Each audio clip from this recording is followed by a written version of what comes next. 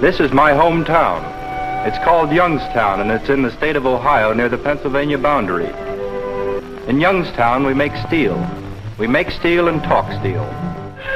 Look down any street in town, and you'll see the mills at the end of it. There are 25 miles of them along the Mahoning River, and today they're busy day and night. Every 8 hours, a shift change. 15,000 men to the shift. Youngstown did face a tremendous collapse in the steel industry, and that was some 25 or 30 years ago. We have had to reinvent ourselves over the course of the past 10 to 20 years. We have had to diversify the economy. We have still maintained manufacturing as an important part of our economy.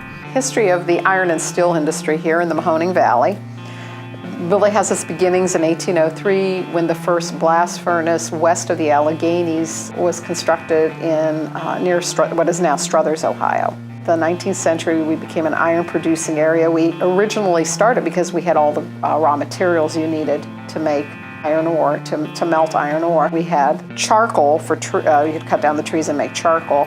And we also had limestone, which they used to carry away the impurities. The first process for mass producing steel wasn't even invented until 1856 by a man named Sir Henry Bessemer, who was an Englishman. It's called the Bessemer process. We were a little late to the game. Mahoning Valley didn't pour its first Bessemer process steel until 1895. It was the Ohio Steel Company that did that. Republic Steel was originally the Republic Iron and Steel Company, and it was first headquartered in Pittsburgh, then in around 1907 moved to Youngstown. Republic had two fully integrated plants here, one in Youngstown and one in Warren.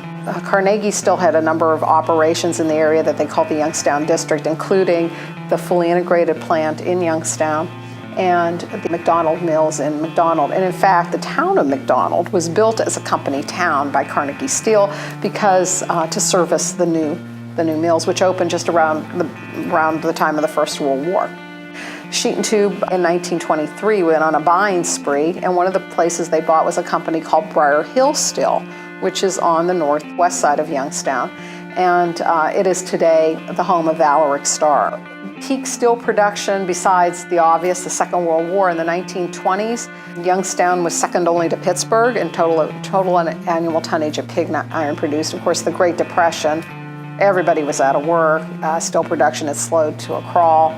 Then the coming of the Second World War, we were operating almost at basically full capacity.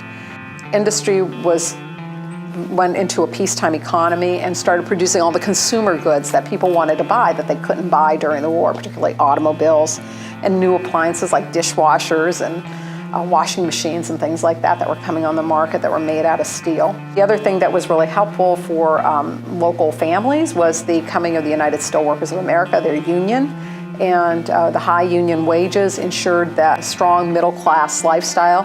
By the 1950s, the Mahoning Valley had one of the highest percentages of home ownership in the United States. It was well over 80%. It's pretty significant. I personally see the beginning of the end, so to speak, in 1969, when the Lykes Corporation, which was a steamship company out of New Orleans, bought out the Youngstown Sheet and Tube Company, so it was no longer locally owned. In 1977, everybody around here knows it as Black Monday, which was September the 19th, 1977. It's the day that the Youngstown Sheet and Tube Company said they were going to close their flagship plant, the Camel Works, and they did. They closed Briar Hill at the end of '79, and U.S. Steel closed the Ohio Works in 1980, and in 1984, Republic closed the Youngstown plant. So, you know, just our daily lives are so impacted by steel. And what it means to the valley, I mean, it was so devastating when all those jobs went away. We were essentially a one-industry community. And it's not just the city of Youngstown, obviously. It's up and down the Mahoning River. All these communities were impacted. And those are all high-paying, good jobs. And that's a problem. But, you know, the fact that we still are making steel in the valley, and we forced ourselves to diversify a lot more is important too, because it helps you think about what's the future going to be and what are you going to do in the future. And how can we still produce steel, but how do we produce it in a different way that's much kinder to the environment, among other things, is much more efficient and more cost effective. So that's kind of what happened to the steel industry. What you have left are a lot of smaller operations. And earlier mentioned Valoric Star. They are in part of what had been the Briar Hill Works of the Youngstown Sheet and Tube Company. This is what steel looks like now. It doesn't look like it did even 50, 60 years ago.